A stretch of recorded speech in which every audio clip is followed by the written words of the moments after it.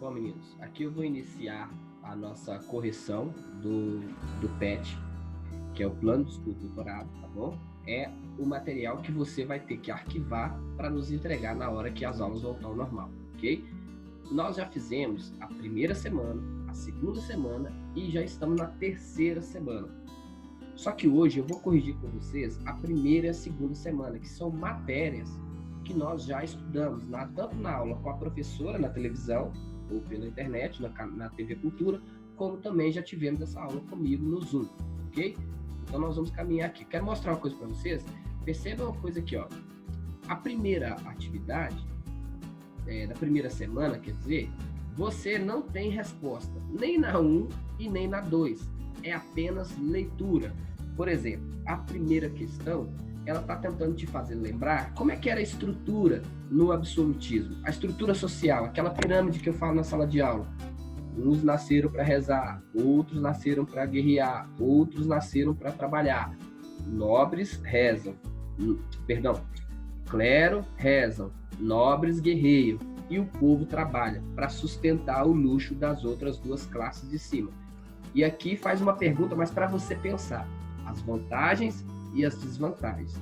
E quando a gente pensa nessa estrutura, a gente vai pensar logo em privilégio de alguns e trabalho e sofrimento para outros, tá certo? É isso que esse texto está nos fazendo pensar. Então, a primeira questão não tem que responder, apenas refletir sobre isso, ok? A segunda é uma análise do que foi o iluminismo. E aí você tem aqui um texto para você ler, que é o que nós estudamos no Zoom, né? Se você ler, você vai lembrar daquilo que nós estudamos, que são as críticas dos iluministas ao regime absolutista, e junto com o regime absolutista, a igreja. Por que a igreja é tão criticada nesse tempo, pessoal? Porque a igreja era um braço do rei para a manutenção do poder. O rei utilizava-se da influência da igreja para ninguém o questionar e para ele fazer o que ele queria, para ele ser absoluto, tá certo? Então a igreja tinha muitos privilégios com isso, o rei tinha muitos também, porque o rei se mantinha no poder e a igreja se mantinha com muitos privilégios. Isso vai gerar uma grande revolta nos pensadores iluministas, que vão criticar tanto os absolutistas quanto a igreja, ok? Então perceba aqui algumas críticas, ó. Vai criticar o rei e vai criticar a igreja. Por quê? Presta atenção, pessoal. No iluminismo, na Idade Média e também na Idade Moderna, no absolutismo, tudo ou todas as coisas tinham uma influência da fé. Todas as respostas vinham da fé. O que o iluminista está começando a pensar? O homem é uma troca do teocentrismo para o antropocentrismo. O que é isso? Deus no centro, não mais. Agora, homem no centro. Isso quer dizer uma raiva de Deus? Isso quer dizer um afastamento da fé? Não, não é isso, tá? A crítica dos iluministas é com a prática da igreja, não necessariamente com a fé cristã. Presta atenção nisso aqui, porque muitos absolutistas, muitos iluministas eram cristãos. É lógico que isso depois vai se redundar em ateísmo, em pessoas que não acreditam em Deus e até inimigos da igreja e da fé cristã. Mas nesse momento não é uma briga com Deus, seria com essa prática da igreja. Olha, o que um iluminista cristão diria? Eu não preciso de Deus para criar e aprender, porque Deus já me criou inteligente. Então eu só preciso usar a minha inteligência para criar. É isso. Porque, na verdade, nesse momento, nada saía já falamos isso muitas vezes na sala de aula, né? Nada saía fora da igreja. Se algum conhecimento viesse fora da igreja, era considerado heresia. Tá certo? É isso que os iluministas vão atacar. Lembre-se de Galileu Galilei, tá? É um bom exemplo para a gente pensar nesse momento aqui. Então, eles vão criticar esse poder da igreja, essa intervenção da igreja em relação às coisas, e vão apoiar, e vão brigar para que aconteça uma liberdade maior econômica, uma não intervenção do Estado na economia, ou seja, deixa o comércio fluir, deixa o comerciante vender, deixa o comprador comprar, deixa o mercado se decidir. Essa é uma ideia que até hoje muitos países tentam e adotam, tá certo? O governo brasileiro tem entrado por essa linha, a gente chama isso de liberalismo econômico. Então, a liberdade econômica. Antropocentrismo, eu já falei, é essa ideia de colocar a razão no lugar da fé para as questões públicas. Lembra disso. O que o iluminista vai dizer? Lembra da aula que eu falei, ó.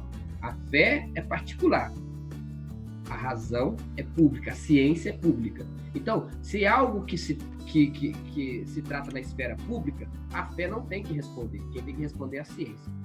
Agora, se é algo de foro íntimo, particular, aí cada um tem a sua fé, ok? Lembra de uma das características do absolutismo, do iluminismo, laicismo. O que é isso? Todas as fés são aceitas, mas o Estado não vai adotar uma fé. É isso. E outra coisa é o predomínio da burguesia e dos seus interesses e ideais, que são muito similares aos dos iluministas, certo? Então, é isso. Os iluministas vão criticar os reis absolutistas. Só que nesse meio, alguns reis vão pensar assim, com medo de perder o seu poder, eles vão adotar partes das ideias iluministas. Quais partes? As partes econômicas. Porque os iluministas, eles têm tanto ideias políticas quanto ideias econômicas. Mas ideias políticas iria tirar o poder do rei. O rei não adota, o rei absolutista não adota. Ele quer adotar as ideias econômicas. Esses reis serão chamados de déspotas esclarecidos. Nós temos alguns exemplos aqui de alguns déspotas esclarecidos que fizeram essa mescla de um pensamento iluminista com o governo absolutista. Ok? Vamos para a atividade. Atividade 3. É só na 3 que você vai ter que responder. Aqui está falando assim, ó. Atualmente, muitos estados nacionais estão organizados com base no princípio da divisão de poderes. Pesquise e descubra quais são os princípios fundamentais que norteiam o governo democrático do Brasil, presentes na Constituição de 88. Aí eu pesquisei aqui, tanto nesse site aqui, nesse link que deu, se você pesquisou, você vai achar a mesma coisa que eu achei aqui, e coloquei aqui. São 5 princípios que nós vamos ver aqui. O primeiro deles, a soberania do Estado brasileiro, ou seja, a vontade do Estado brasileiro não vai ser subordinada a nenhum outro Estado. Aqui dentro do Brasil, quem manda, na verdade, quem manda é o povo, porque o Brasil é um país democrático, o poder emana do povo. Então, aqui no Brasil acontece o que o povo brasileiro quer. Em tese, o Brasil é soberano. Não só o Brasil, né? Todos os estados são soberanos. O Brasil não pode chegar lá na Venezuela e dizer o que tem que acontecer dentro da Venezuela. Assim como a França e o Macron, por exemplo, não pode dizer o que vai acontecer aqui no Brasil, porque o Brasil é soberano, tá certo? Então o país não fica se metendo ou dizendo o que o outro tem que fazer lá dentro do seu país. Dentro do seu país, cada um é soberano. É isso, soberania. Segundo, cidadania. Pessoal, aqui é o conjunto de direitos e deveres que o povo desse estado tem. Agora, há uma diferença de povo e população. Quem é o povo? Aqueles que são brasileiros natos ou naturalizados. Esses são chamados de cidadãos brasileiros. Mas aqui no Brasil você tem estrangeiros que ou estão a passeio ou ainda convivem aqui. Esses são a população brasileira, percebe? Então a ideia de cidadania são aqueles que são nativos, né, naturais do Brasil ou naturalizados, tá certo? Outra coisa, dignidade da pessoa humana é outro princípio da nossa Constituição que norteia o nosso Estado, o Estado brasileiro.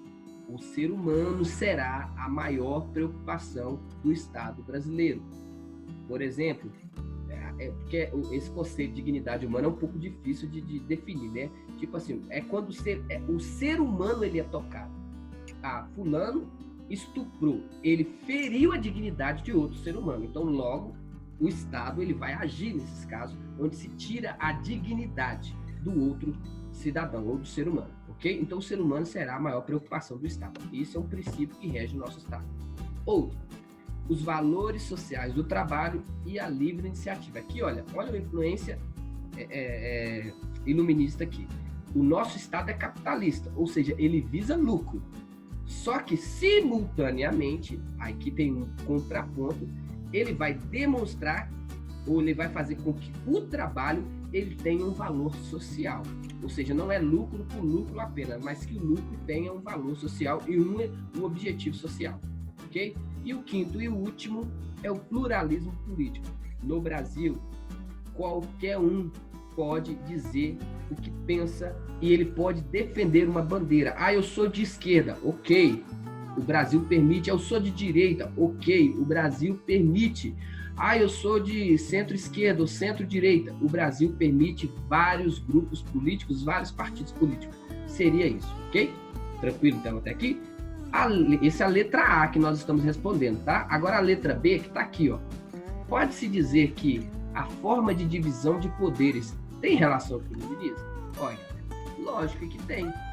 Com toda certeza tem. Aí eu coloquei a resposta aqui para a gente ver, ó. Com toda certeza. A Constituição brasileira, e nós vimos isso no nosso livro, como que existem muitos princípios da nossa Constituição que são influências do iluminismo. Então perceba, lembra que eu falei no início da aula de iluminismo? O iluminismo é um movimento que vai, assim como a Revolução Gloriosa, transcender o país, dos pensadores de origem deles. Vai atingir muitos outros países, vai atingir o mundo mesmo, certo? Então é só isso que nós temos que fazer na primeira semana. Já encerramos a primeira semana. Agora vamos para a segunda semana. A segunda semana já é outro tema. Então se você não fez lá na primeira semana, dá uma pausa no vídeo, faz, aí você continua aqui para a segunda semana, que é a Revolução Inglesa, ou também chamada Revolução Gloriosa. Melhor, eu vou parar aqui e a gente... Não vou parar, não, vou continuar. A gente faz um vídeo só. Vamos lá. Aqui é um texto. Esse texto, pessoal, é o texto, aquele texto do final do nosso livro, da Revolução Gloriosa, aonde o rei Jaime, ele é destituído do reino, ele abandona o reino fica vago e é chamado o Guilherme de Orange para assumir o lugar. Lembra que é o rei holandês, certo? O que vai acontecer? Mas antes de Guilherme assumir, o parlamento faz esse documento, fala assim, aqui, dá uma lida para você ver se você quer aceitar. Aí lá na Inglaterra, se cria esse documento que é conhecido Declaração dos Direitos. Esse documento, ele vai esvaziar o poder do rei. Ou seja, o rei não pode fazer o que ele quer. E vai dar algo muito interessante, direito ao povo de falar o que quer, de pensar, ou seja, não falar o que quer não, né? Vai dar mais liberdade de pensamento para o cidadão, ou o súdito, né? Que ainda ele é súdito, né? Então, pessoal, esse documento é chamado Declaração dos Direitos, ele vai limitar o poder do rei. Aqui não tem atividade, é só leitura. Então vamos para 2. Atividade 2. Olha lá. O documento anterior, também conhecido como Bill of Rights, ele consolidou na Inglaterra qual regime de poder? Sem eu mostrar aqui, você já sabe. Pensa comigo. A Inglaterra era um país absolutista. O Oliver Cromwell tentou criar uma república e não deu certo, lembra do Oliver Cromwell? E depois que o Oliver Cromwell ele morreu, foi instituído novamente a monarquia, que também não deu certo com o Jaime II, e depois, com o Guilherme de Orange, veio um outro regime de governo. Qual é ele? Monarquia parlamentarista, ou seja, a partir da Revolução Gloriosa, a Inglaterra se tornou uma monarquia parlamentarista. Quais as características desse modelo de governo? Qual? Bom, uma monarquia parlamentarista tem um rei, é um país que tem um rei, mas eu até coloquei isso que o nosso livro traz. É um país em que existe um rei, no caso da Inglaterra hoje é uma rainha, ok? Mas essa rainha, ela reina, mas não governa. Ela é a rainha, ela representa o rei, ela representa o Estado, quando ela vai viajar, ela assina acordos e tratados. Mas quem é que dirige a nação, quem é que governa a nação, é o parlamento e o primeiro-ministro. Então você tem na Inglaterra a rainha, o rei, o primeiro-ministro e o parlamento. Então, uma monarquia parlamentarista é isso, o rei e o parlamento, certo? O rei reina, mas quem governa é o parlamento junto com o primeiro-ministro. Tranquilo isso aqui? Isso aqui já estava tranquilão, né, galera? Bom, outra perguntinha qual a relação da Declaração dos Direitos da Inglaterra com a Declaração dos Direitos do Homem e do Cidadão de 1789. Pessoal, isso que nós nem estudamos ainda, nós vamos estudar ainda, que é na Revolução Francesa. Outra coisa que eu vou relembrar vocês, lembram? Eu falei lá atrás que o que vai acontecer na Inglaterra, a Revolução Gloriosa, ela vai transcender a Inglaterra, vai ir além da Inglaterra. Aqui, ó, tá aqui, ó. A França será no futuro influenciada e a França vai criar um documento também parecido com o documento que a Inglaterra está criando em 1689. O que tem a ver esses dois documentos? Bom, ambos os documentos expressam, lógico, uma aversão e um rompimento com o regime absolutista. Todos os dois, tanto na Inglaterra quanto na França, posteriormente, vai haver um rompimento com o regime absolutista e esse texto ele vai trazer garantias de liberdade que até então o homem comum não tinha. Ok? Então, todos os dois textos vão estar limitando o poder do rei, no caso da Inglaterra, mesmo tendo o rei ilimitado, e na França, um fim mesmo nesse poder absolutista. E uma liberdade ao homem e o cidadão, tá certo? Perceba que na França você vai ter a ideia de cidadão, na Inglaterra ainda você tem súdito, tá? Porque tem um rei lá, ok? Até hoje, né? Os ingleses são súditos da rainha, tá certo? Bom, outra pergunta. Você acha, porque essa aqui é pessoal, então você vai responder, eu só coloquei algumas dicas aqui para você responder, tá bom? Você acha que no Brasil todos esses direitos contidos nessa declaração são respeitados?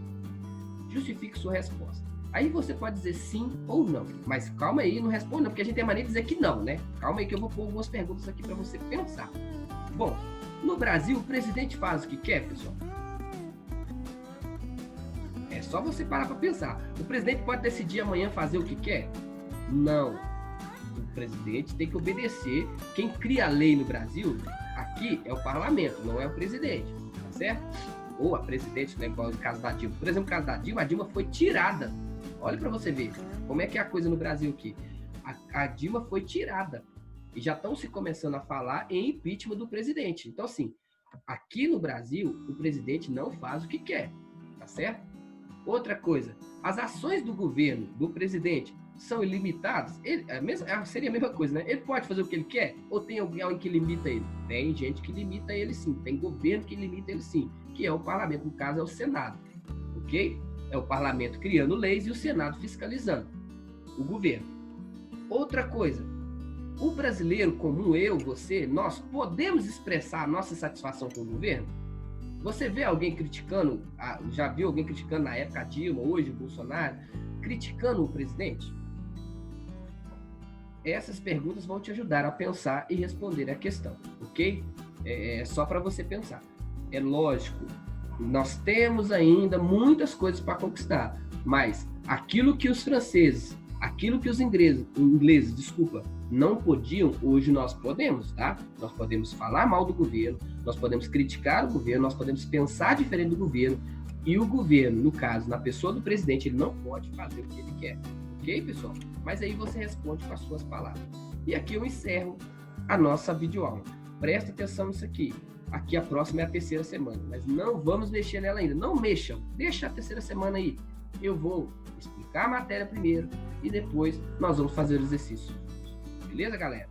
Um abraço a todos. Depois vou gravar outro vídeo, agora corrigindo as atividades do livro, porque nós temos atividades do PET que serão arquivadas e teremos a atividade do livro, capítulo 1º, e a atividade do livro, capítulo 2º. Capítulo 3º também vamos parar por enquanto, esperar por enquanto, depois nós vamos corrigir. Então o próximo vídeo vai ser a correção das atividades do livro. Essas aqui são as atividades do PET, ok?